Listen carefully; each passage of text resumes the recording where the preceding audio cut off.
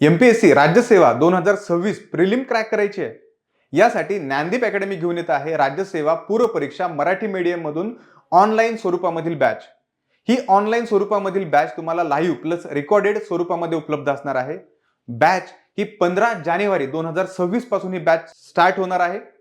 या बॅच मध्ये तुम्हाला संपूर्णपणे कॉम्प्रिहेन्सिव्हली पूर्व परीक्षेचा सिलेबस जो आहे तो पूर्ण करून मिळणार आहे. यासोबतच जीएस सेकंड म्हणजे सीसॅटचा सुद्धा सिलेबस या बॅच मध्ये तुम्हाला पूर्ण करून मिळणार आहे.